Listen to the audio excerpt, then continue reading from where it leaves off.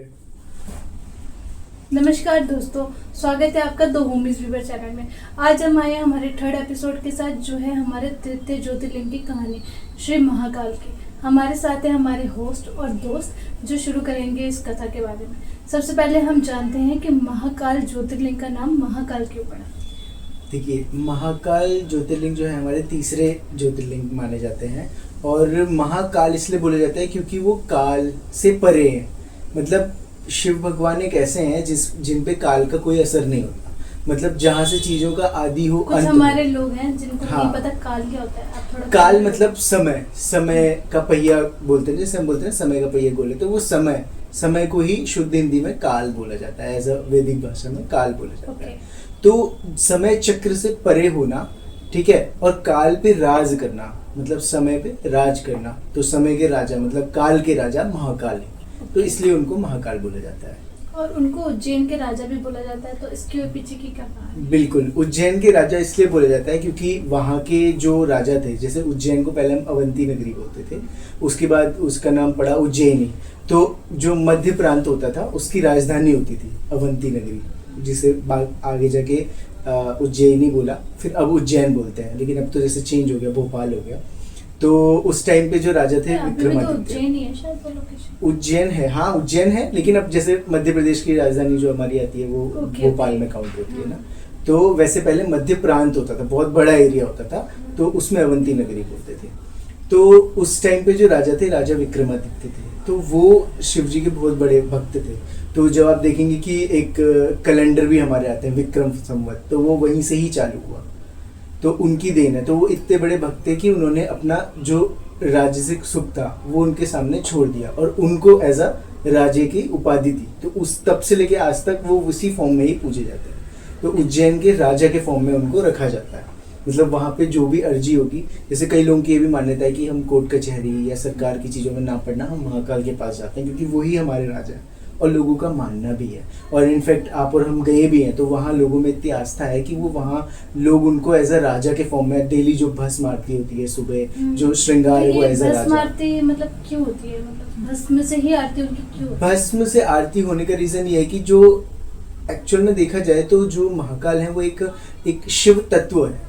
तत्व in the sense मतलब a presence of a एक स्पिरिचुअलिटी काइंड ऑफ एनर्जी जो आपके अंदर, जो हमारी ह्यूमन बॉडी में, क्योंकि हमारी जो ह्यूमन बॉडी है वो 5 तत्वों से होती है, अग्नि, जल, वायु, आकाश और पृथ्वी। ठीक है, जब ये 5 तत्व मिक्स होते हैं तो उनको भस्म बोला जाता है। तो इस तरह से अलग अलग तरह की भस्म होती है। तो हम जो यूज करते हैं वो सात्विक भस्म होती है। तो शिव का भस्म में रखना मतलब रूट, हमारी रूट्स का शिव तत्व में विलीन होना, उस चीज को बोला जाता है। तो वो जो ह्यूमन भस्म होता है वही होता है ना? नहीं, वैसे देखा जाए तो शमशान की आरती बोलते हैं, जैसे कई जगह होती है, जैसे शमशान की होती है, इस्तेमाल की जाती है। लेकिन जो महाकालेश्वर में हम लोग जो इस्तेमाल की जाती है, जो यूज की जाती है, वो होती है जैसे गाय के जो उपले होते हैं, कंडे जो हम बनाते हैं गाय का गोबर सुखा के, धूप, तो मतलब एक टाइप का, मतलब जो हवन का जो, हाँ हवन टाइप का जो भस्म बनता है वो है। जैसे कई लोग बोलते हैं कि उनको पोटली में बांधते हैं ताकि हड्डियां ना निकले। तो काफी सारी चीजें जो है वो लोग अलग अलग तरह से मैनिपुलेट करते हैं। तो वो एक टाइप का हाँ, तो वो नहीं है। क्यों? क्योंकि हाँ, मतलब जो मंदिरों में जो भी चीज यूज होती है वो सात्विक फॉर्म में यूज होती है, जो वैदिक फॉर्म में यूज होती है उसी चीज की भस्म आरती होती है। ऐसा भी कहा जाता है कि लड़कियां वो भस्म आरती नहीं देखती, तो इसके पीछे का क्या है? नहीं, ऐसा तो कहीं भी नहीं है कि लड़कियां भस्म आरती नहीं दिखती। बस ये होता है कि हाँ, भस्म आरती के टाइम पे मतलब वहां पे प्रवेश करना वर्जित होता है।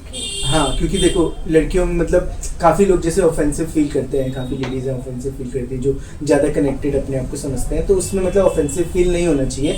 बस आपको ये एक्सेप्ट करना चाहिए कि जो फीमेल है उनमें जैसे मतलब एक मेंस्ट्रुअल साइकिल होता है, तो वो साइकिल भी होता है। अब सोचो वहाँ पे बैन सिर्फ एक पर्सन के लिए है, सबके लिए है। और कई लोग होते हैं जो जुनून में चले जाते हैं। जैसे कई लोग नहीं मानते हैं कि हम मेंस्ट्रुअल साइकिल को नहीं मानते, हमारे अंदर है, वो हमारे बॉडी से रिलेटेड है, चेंजेस है, तो वो मंदिर चले जाते हैं, छू लेते हैं। तो उससे कई सारी चीज़ों के बहुत अलग अलग अर्थ बताए हैं। तो इसलिए मंदिर में मतलब एक पोर्शन ऑफ वो बनाया जाता है जहाँ से उनको देखा जाता है। बट वहाँ पे एक आपका जो गर्भगृह में आपकी उपस्थिति नहीं होती है, ऐसा है। तो जैसे बोला जाता है कि महाकाल के दर्शन से ही आपको मोक्ष की प्राप्ति मिलती है, तो बिल्कुल। मतलब आज के टाइम पे, कलयुग के टाइम पे भी ये चीज़ अभी पॉसिबल है कि हम उनके दर्शन करें तो हमें मोक्ष की प्राप्ति मिलेगी? बिल्कुल। ऐसा कहीं किसी ग्रंथ में लिखा है? बिल्कुल बिल्कुल लिखा है। अगर आप जैसे विष्णु पुराण पढ़ेंगे वहाँ भी लिखा है, स्कंद पुराण पढ़ते हैं वहाँ भी लिखा है, शिव पुराण ऑब्वियसली शिव जी भगवान से रिलेटेड है तो वहाँ भी लिखा हुआ क्या है। लिखा है वहाँ पे? डिटेल इनफैक्ट में बहुत बहुत अलग अलग सी चीज़ें हैं और सबका मोर ओवर सार यही बनता है। जैसे आप वैष्णव पुराण पढ़ेंगे उनमें जो लिखा हुआ है कि जो हम लोग कृत्य करते हैं हमारे पूरे जीवन में, उसके बाद अगर हम ज्योतिर्लिंगों के दर्शन करते हैं तो हमारे जो किए गए कुछ ऐसे कृत्य जिनको शायद हम माफ ना कर सके, जो भगवान माफ करते हैं, उन चीज़ों को काटा जाता है। ओके। पर वो एक प्रण होता है कि आप उसके बाद वो चीज़ नहीं करोगे। लेकिन आजकल की जनरेशन उस चीज़ को फॉलो नहीं करती कि हम लोग क्या है कि जोश जोश में चले जाते हैं। ऐसे जब हम शिव पुराण पढ़ते हैं तो उसमें भी ये बोला गया है कि जो जिनकी लाइफ में जैसे बहुत स्ट्रगलिंग चीज़ें चल रही है, जो टाइम के बहुत ज़्यादा मारे हैं, जिनमें समय की बहुत ज़्यादा मतलब आपका वो जो issue पास्ट है। कर्म, अगर कुछ हाँ। पास्ट कर्म है तो आप उसको कवर कर बिल्कुल। सकते हैं दर्शन करने से। बिल्कुल या कवर जैसे- कर सकते हैं। बहुत अच्छे आपके दर्शन जो होते हैं बहुत अच्छे होते हैं और मन प्रसन्न हो जाता है ऐसा।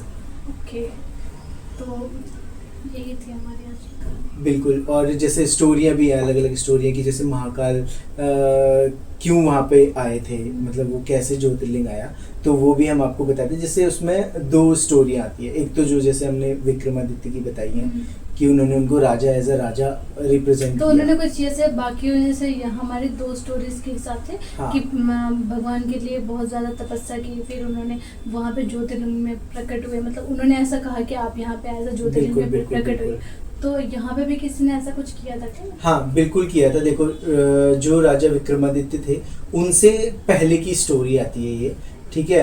तो उनके कालचक्र से पहले की स्टोरी है कि वहाँ जैसे आपने नाम सुने होंगे खर और दूषण, ये 2 राक्षस थे, ठीक है। तो उनमें से जो दूसरा भाई था दूषण, तो दूषण क्या करता था कि जो अवंती नगरी थी उसमें बहुत ज़्यादा उत्पात फैलाता था, ठीक है। लोगों को मारना, जो ऋषि मुनि उनके यज्ञ को पूरा ख़त्म करना, डिस्ट्रॉय करना, और लोगों के अनाज या उनकी कोई भी जो भी चीज़ होती थी उस पर पहला अधिकार लेता था, ठीक है। लोगों को बंदी बना के रखना, अपने कार्य करवाना, मतलब काफ़ी सारी चीज़ें ऐसी जो बहुत डिस्ट्रॉयफुल चीज़ें वो करता था।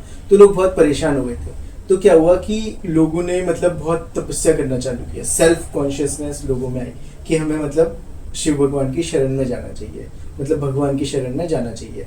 तो अब क्या था कि टाइम कम था और हमारे शिव भगवान को बहुत भोले बोला गया, मतलब बहुत जल्दी वो लोग वो खुश हो जाते हैं लोगों पे। तो इसलिए लोगों ने एक बहुत क्विक एक वो पकड़ा कि हाँ हम शिव भगवान की शरण में जाएंगे।